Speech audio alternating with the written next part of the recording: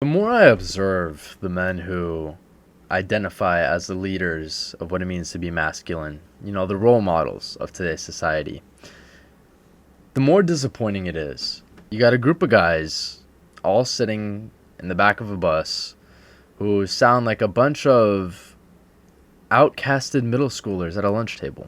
And I know some of these men to be Christian, some of them Muslim, or maybe even atheist, but there's no kind of ideology that justifies this kind of behavior. And the reason I'm talking about this is because it stretches into many more subjects than one may think. You had Nick Fuentes, you had Sneeko, you had Tate, right? You had Myron. These people are the same people that have gone out of their way to stand up for debatably the greatest injustice of our time, Gaza.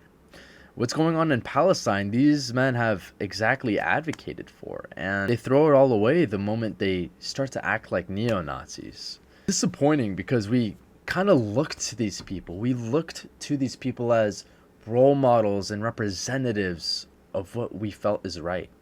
Because what's going on in Gaza, you have many people scared, especially politicians, but these men were fearless. They stood up and said, no, we're not going to let you guys inhibit political discourse by silencing yourselves. We are going to be standing up to it. And that's exactly what they did. And it's something that a lot of people don't understand, at least the people that are just laughing this off, is the same people that look to these guys for political insight, for leadership on the country and where we are as a nation, are the same people that also look to these guys as role models, as people who serve as a moral compass, right? Because religion can only do so much, but seeing it in real practice with the self-acclaimed Christians, Catholics, Muslims, whatever you name it, these same people that make up our country and our representatives even, because you have people of all faiths representing our country. The moment you see people like this with huge fan bases acting that way, it becomes representative of what you think it means to be this or that.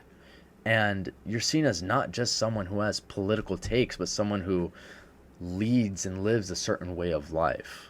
I hold these guys to such a high standard, believe it or not. I see these guys as the front runners to normalizing public discourse, because now we live in a nation where we can't say exactly everything we feel, where any criticism of a foreign nation makes us a neo-Nazi, right? Where we don't want to fund Israel. I'm just going to say it straight up. And where we don't want to struggle to have normal conversations over unnecessarily tender topics when you act like this. It sets it back, and it sets yourself back, because you are that very person who built your foundation on this. You put yourself in those shoes, so you can't turn around and point the finger at us and say you guys are being snowflakes or you guys are doing this or that.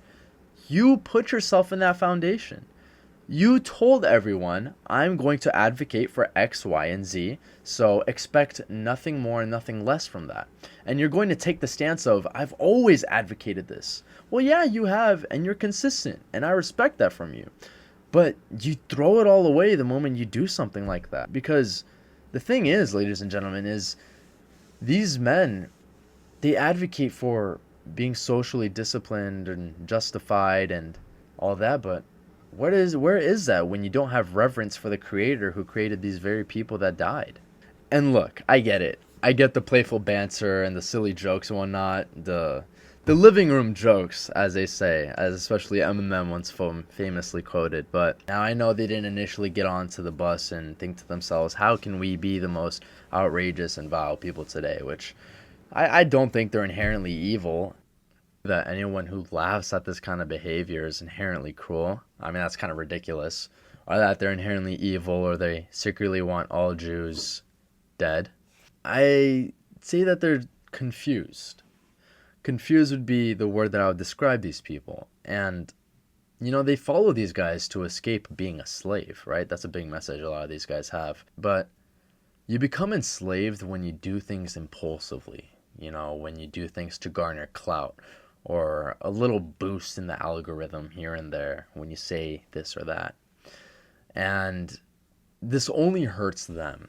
It hurts the people that do it, and then it hurts the people that follow it. And I will explain why. When you're enabling this kind of behavior, you are corrupting your own character, right? Men, especially American, are meant to embody a fear of God, right? And whether we like it or not, religion has much influence in society. And it does not matter what you believe in, right? I mean, the thing is, I'd rather someone be Christian than atheist, if I'm going to be completely honest. Because when you have a society that fears God and by default fears and has moral consequences, or acknowledges moral consequences at least, you embody mercy. You embody reverence for the dead. You do a lot of the things, especially with the history that this country has. And it's all especially American. Like I said, there's that confusion that these young men have that when you say something bold or controversial, it makes you brave. And we've seen these guys preach messages that weren't popular, right? Like when they talked about masculinity, and then people are coming out and saying that this is toxic masculinity and that this is BS and this and that. Or when they were talking about Palestine, the thousands of people that came forward and started criticizing them. I mean, especially when Tate went on Piers Morgan, the amount of backlash that he got for what he said about them being freedom fighters to those who cannot fight for themselves, that was real shit. That was real stuff that he stood up for because he is a patriot, you know? And this kind of sounds like Glaze, and Loki is, but these men have advocated for things that not many people stood up for. These men are brave. But we're confusing what bravery means when we start to say anything that's just controversial.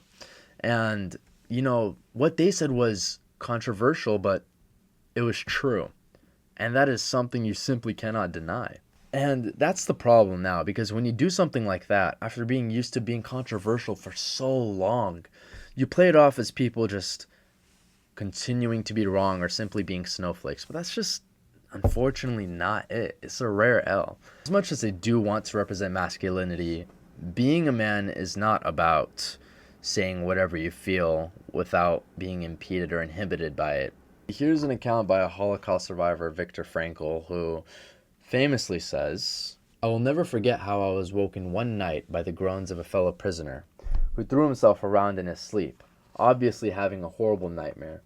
And since I had always felt especially sorry for the people who suffered from fearful dreams or deliria, I wanted to wake the poor man.